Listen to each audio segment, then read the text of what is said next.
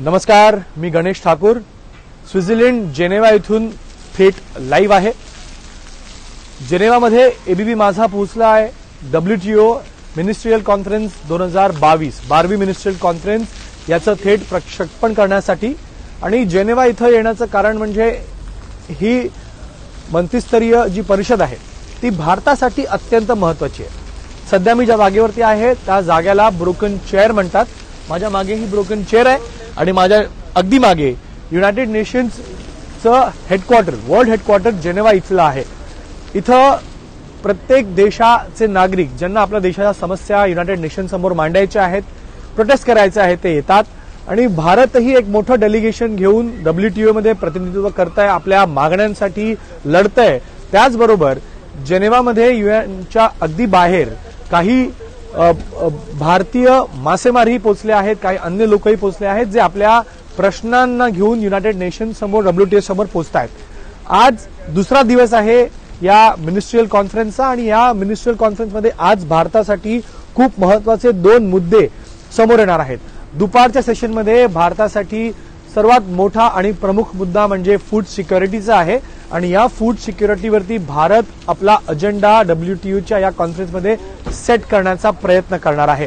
जसं आपण काल सांगितलं की 3 मुख्य विषय आहेत ज्यामध्ये agriculture, food security, world food programme आणि त्याचबरोबर दुसरा मुद्दा म्हणजे फिशरीजच्या सबसिडीचा, मासेमारांचा विषय आहे आणि तिसरा म्हणजे वॅक्सिनचा आहे। आजच्या सेशनमध्ये फूड सिक्युरिटीचा महत्त्वपूर्ण विषय येणार आहे जिथं भारत आपली बाजू, त्यांना भारताला काय म्हणायचं आहे डेव्हलपिंग कंट्रीजसाठी, कोणत्या हक्काबद्दल आज WTO समोर त्यांनी आपला विषय किंवा आपली मतं मांडायची आहेत, तर ती मतं थेट कॉमर्स मिनिस्टर पियुष गोयल मांडणार आहेत आणि हे सेशन अत्यंत महत्त्वाचं असणार आहे। आजच्या सेशनमध्ये Piyush Goyal Bharat food security programme किंवा वर्ल्ड फूड प्रोग्रामच्या बाजूने का आहे, डेव्हलपिंग कंट्रीजच्या या मागण्यांसोबत का आहे, त्याचं नेतृत्व का करतंय याबद्दल सांगणार आहे। आता फूड सिक्युरिटी आणि ॲग्रिकल्चरचा प्रोग्राम काय, WTO मध्ये डेव्हलप कंट्रीज, विकसित देश याचा विरोध का करतायत, डेव्हलपिंग कंट्रीजच्या ह्या बाजूने किंवा ह्या मुद्द्याला घेऊन WTO समोर काय मांडणार आहेत हे पाहणं महत्त्वाचं असणार आहे। भारताचा एक फूड सिक्युरिटी प्रोग्राम चालतो जो गरीब नागरिकांसाठी असतो। भारतामध्ये मिनिमम सपोर्ट प्राइस जो मार्केट प्राइसच्या वर जास्त असतो, या MSPच्या मुद्द्यावर किंवा MSP वर जे शेतकरी आहेत त्यांच्याकडनं धान्य घेतं आणि शेतकऱ्यांकडनं मार्केट प्राइसच्या वर घेतलेले धान्य भारत सरकार गरीब नागरिकांना देतं। या गरीब नागरिकांना जे प्रोक्युअरमेंट केलंय किंवा जे अन्य धान्य घेतलेलं आहे ते वाटल्यानंतर, गरीब नागरिकांना वाटल्यानंतर एक मोठा स्टॉक आपल्या गोदाममध्ये असतो किंवा भारत सरकारकडे असतं। भारत सरकारचं हे म्हणणं आहे की आम्ही शेतकऱ्यांकडनं MSP वरती हे जे धान्य घेतलेलं आहे आणि त्या गरीब नागरिकांना आमच्या देऊन जे धान्य वाचतंय ते आम्ही इतर डेव्हलपिंग कंट्रीजला देऊ इच्छितो, त्यांना एक्सपोर्ट करू इच्छितो, जेणेकरून प्रत्येक जगातील प्रत्येक देशांमध्ये प्रत्येक नागरिकाला अन्नधान्य मिळेल, तो उपाशीपोटी झोपणार नाही, हे भारताचं मत आहे। पण WTO मधील जे विकसित देश आहेत, युरोपियन युनियनचे जे देश आहेत, ते भारताच्या या वर्ल्ड फूड प्रोग्रामला किंवा फूड सिक्युरिटी प्रोग्रामला पब्लिक स्टॉकिंग ज्याला आपण म्हणतो PSH त्याला विरोध करतायत। या विकसित देशांना असं वाटतं की जर भारतानं हे केलं तर भारताचे ह्या डेव्हलपिंग कंट्रीज सोबत चांगले संबंध निर्माण होतील, भारत एक ताकद म्हणून जगाच्या वर्ल्ड मॅपवर समोर येईल। याशिवाय Bharat government to government G2G जे प्रोग्राम चालवतं त्या माध्यमातून त्यांचे संबंध चांगले होऊ शकतील आणि यासाठीच MSPचा फूड सिक्युरिटीच्या या प्रोग्रामचा आणि वर्ल्ड फूड प्रोग्रामचा विरोध विकसित देश करतायत आणि भारताचं म्हणणं आहे की आम्ही आमच्या राज्यातील, आपल्या देशातील शेतकऱ्यांना त्यांच्या हक्काचे जे पैसे आहेत, जे MSP जे मार्केट प्राइसच्या वरती असतं आणि ह्या MSP वरतीच शेतकऱ्यांचं जीवन अवलंबून आहे, म्हणून त्यांना ते हक्क आम्ही त्यांचा हक्क काढून घेणार नाही, आम्ही MSPs वरती हे घेऊ आणि आमचा food programme food stock holding ज्याला आपण म्हणतो त्या फूड PSHला आम्ही आमच्यासोबत पुढे नेऊच।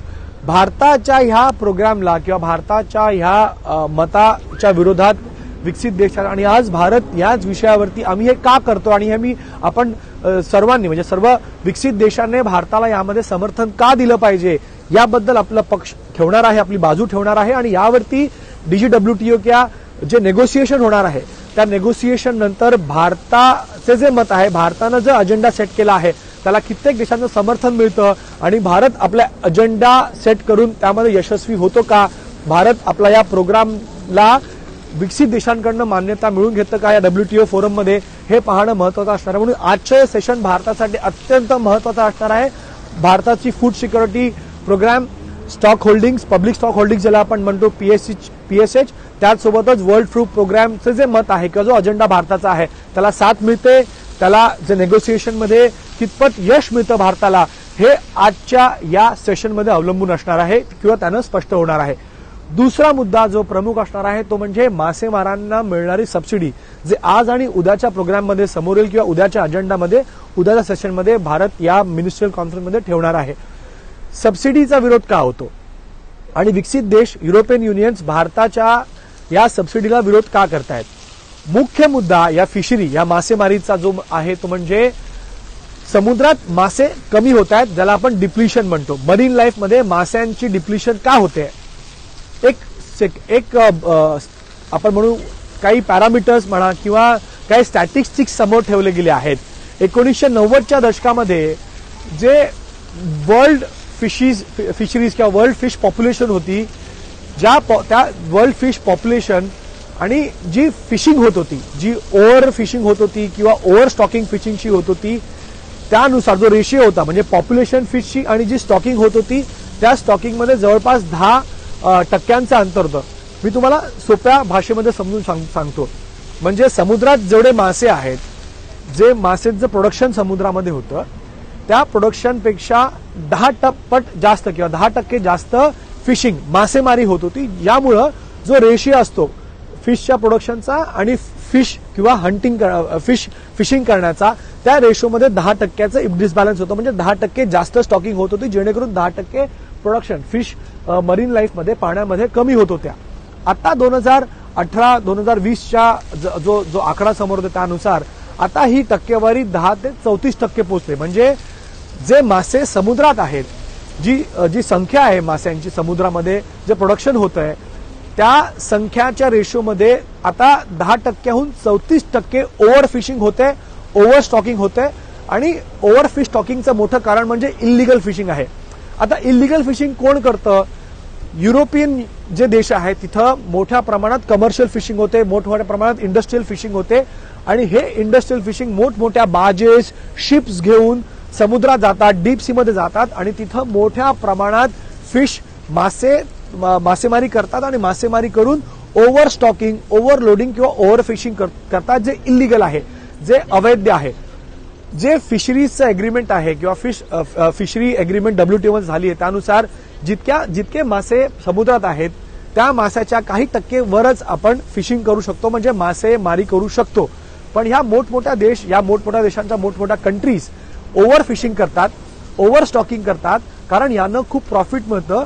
आणि ज्या वेळेला फिशिंगचं सीझन नसतं, मासेमारीचं जे सीझन नसतं त्यावेळेला हे स्टॉक केलेल्या फिशेस या युरोपियन कंट्रीजच्या ह्या मोठ्या मोठ्या कंपनीज मार्केटमध्ये स्टॉक केलेल्या फिशेस विकतात आणि प्रॉफिट गेन करतात.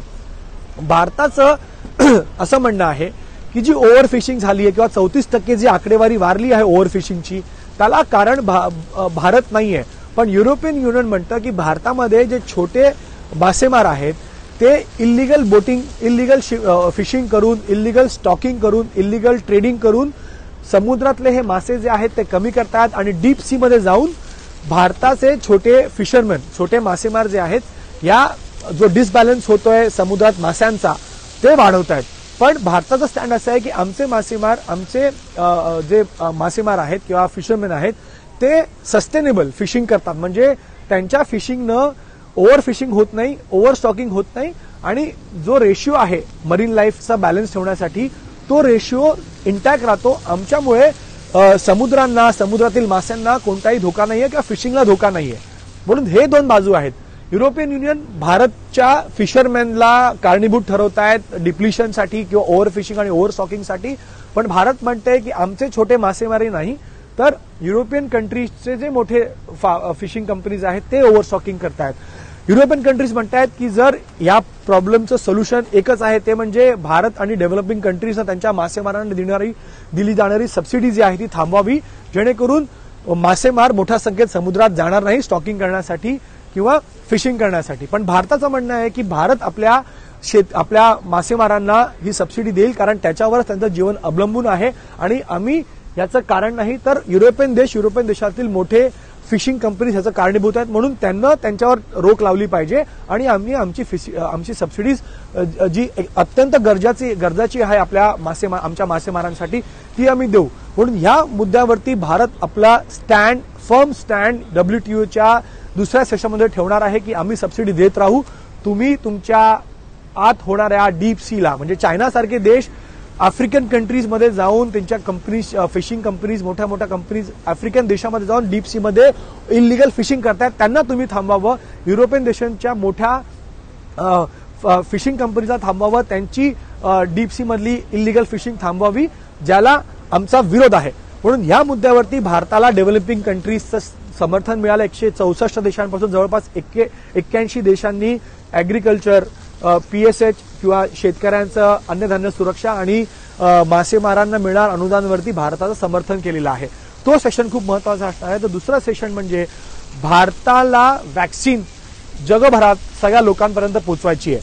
भारतामध्ये सिरम इन्स्टिट्यूट असो, भारत बायोटेक असो, त्यांनी पेटंट केलं, रिसर्च केलं आणि जे वॅक्सिन निर्माण केली, त्यानंतर अनेक देशांना वॅक्सिन पुरवली आणि अनेक गरीब देशांना वॅक्सिन फ्रीमध्ये दिली. पण युरोपियन देश असं करत नाहीत. युरोपियन देश इथं फायझर सारख्या मोठ्या कंपनीज आहेत, त्यांना त्यांच्या देशाचं समर्थन मिळालेलं आहे. आणि भारताचं स्पष्ट मत आहे, भारत आणि साऊथ आफ्रिकामध्ये कोविड सुरू झाल्यानंतर 1.5 वर्षांपूर्वी एक ट्रिप्स वेवर असं एक प्रपोजल WTO मध्ये समोर ठेवलं होतं. या ट्रिप्स वेवर प्रपोजलच्या नुसार ज्या मोठ्या फार्मा कंपनीजनं देशांना कोविडवर लस बनवली आहे, रिसर्च केला आहे, त्या रिसर्चचं पेटंट केलेलं आहे, त्या सर्व फार्मा कंपनीजनं युरोपियन देशांना, विकसित देशांना ते पेटंट रिलॅक्सेशन करावं किंवा ते पेटंट सर्वांसाठी उपलब्ध करून द्यावं, जेणेकरून जे छोटे गरीब देश आहेत ज्यांच्याकडे रिसर्च करण्यासाठी, वॅक्सिन बनवण्यासाठी किंवा वॅक्सिनचं पेटंट करण्यासाठी पैसे नसतात, ज्यांच्याकडे भारतासारखे, सिरम सारखे, फायझर सारखे रिसर्च इन्स्टिट्यूट नसतात, त्या देशांना जर आपण पेटंट दिलं तर ते त्या रिसर्चचा वापर करून त्यांच्या देशांमध्ये प्रोडक्शन करू शकतील वॅक्सिनचं आणि त्यांना त्यांची लस मिळू शकेल. पण युरोपियन कंट्रीज याचा विरोध करतात. त्यांचं म्हणणं आहे की या रिसर्चसाठी, या पेटंटसाठी फार्मा कंपनीचं, त्यांच्या देशाचं खूप मोठा पैसा लागलेला आहे, मोठ्या संख्येत रिसर्च झालेला आहे. त्या पैशांची भरपाई करणार कोण? आणि भविष्यामध्ये जर कोरोनासारखी जर कोणती एक महामारी आली तर त्यावेळेला जो रिसर्च केला जाईल त्यावरती, त्या पॅन्डेमिकवरती जे वॅक्सिन बनवण्याचं काम केलं जाईल, त्या पेटंटसाठी जो पैसा लावला जाईल, जर आता पेटंट रिलॅक्सेशनचा निर्णय WTO मध्ये झाला तर भविष्यामध्ये या मोठ्या फार्मा कंपनीनं दुसऱ्या मोठ्या एपिडेमिकवरती किंवा पॅन्डेमिकवरती समजा कोणती लस आणली तर या WTO करारामुळे त्यांना त्यावेळेला भविष्यामध्येही पेटंट रिलॅक्स करावा लागेल आणि त्यांचा बिझनेस वाढणार नाही, प्रॉफिट होणार नाही. भारत म्हणतंय की आम्ही सगळ्यांनी मिळून, सर्व देशांनी मिळून या अशा कोरोनासारख्या पॅन्डेमिकला, आता आणि भविष्यामध्ये जर कसे पॅन्डेमिक आले तर त्यावेळेला विकसित देशांनी, मोठ्या फार्मा कंपनींना प्रॉफिट न पाहता लोकांचं जीवन याला महत्व दिलं पाहिजे. आणि म्हणून पेटंट जर झालं तर त्याला रिलॅक्स करा, सर्वांना द्या, जेणेकरून त्या रिसर्चचा आधार घेत छोट्या कंट्रीज आपल्या देशामध्ये वॅक्सिन बनवू शकतील आणि लोकांपर्यंत वॅक्सिन पोहोचू शकेल. तर या मुद्द्यावरती भारताचं म्हणणं आहे की युरोपियन युनियन, मोठ्या फार्मा कंपनीज अशा काळामध्ये जिथं लोकांनी प्रत्येक माणसाची साथ दिली पाहिजे त्या काळामध्ये प्रॉफिट बघताय, प्रॉफिट मेकिंगवर विचार करताय. आणि आम्ही तसं करत नाही आहोत. आम्ही 100 देशांना वॅक्सिन दिलेलं आहे, 80 देशांपर्यंत वॅक्सिन फ्रीमध्ये पोहोचवलेलं आहे. तर अशा परिस्थितीमध्ये भारताच्या स्टँडला सगळ्यांनी समर्थन द्यावं आणि अशा बिकट परिस्थितीमध्ये लोकांचा जीव वाचवण्याची ज्यावेळेस परिस्थिती असेल तर सर्वांनी मिळून प्रॉफिट न पाहता लोकांसाठी हे वॅक्सिन उपलब्ध करून दिलं पाहिजे, वॅक्सिनचे रिसर्च उपलब्ध करून दिले पाहिजे. तर या मुद्द्यावरती ही अनेक डेव्हलपिंग कंट्रीजनं भारताला साथ दिली आणि भारत या डेव्हलपिंग कंट्रीजचं, विकसनशील देशांचं नेतृत्व करत आहे. आणि म्हणून या वेळेला WTO मिनिस्ट्रियल कॉन्फरन्स 12 मध्ये भारत एक सुपर पॉवर डेव्हलपिंग कंट्रीज मधनं उभं राहत आहे. असंही म्हटलं जातं. म्हणून पाहावं लागेल की भारताला आता भविष्यामध्ये कशा प्रकारे साथ मिळते ती. एबीपी माझा, उघडा डोळे बघा नीट.